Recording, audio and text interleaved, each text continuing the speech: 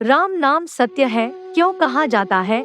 हमारे हिंदू धर्म में राम नाम सत्य का विशेष महत्व बताया गया है। कहते हैं इस नाम का 3 बार जप करने का फल 1000 बार भगवान का नाम लेने के बराबर बताया गया है। अंतिम समय के वक्त जब शव को ले जाया जाता है तब राम नाम सत्य है बोलते हैं, जबकि खुशी के समय में इन शब्दों को नहीं कहा जाता है। तब हर किसी के मन में यह सवाल उठता है, किसी की मृत्यु के समय ही इन शब्दों का उच्चारण क्यों किया जाता है?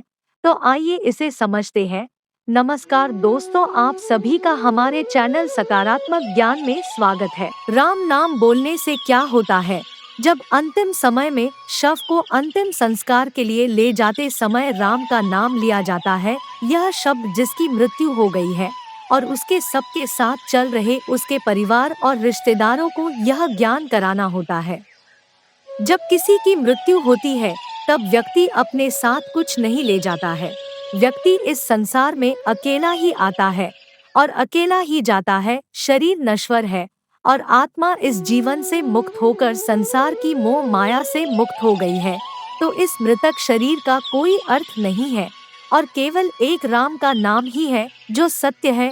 इस राम नाम के जप से यह एहसास होता है कि वह व्यक्ति इस संसार से चला गया है। जब व्यक्ति इस संसार को छोड़कर चला जाता है तो उसके परिजन और परिवार बहुत दुखी होता है। तब अटल मृत्यु की वेदना को वह सहन नहीं कर पाते। उस वक्त इस राम नाम का जाप करने से परिवार वालों को यह दुख सहने की शक्ति मिलती है। उनकी यह वेदना कम होकर उन्हें मानसिक शांति मिलती है। जब घर में किसी बुजुर्ग की मृत्यु होती है तब परिवार के सारे और रिश्तेदार पैसों के बंटवारे में लग जाते हैं और फिर आपसे रिश्तेदारों में कड़वाहट हो जाती है।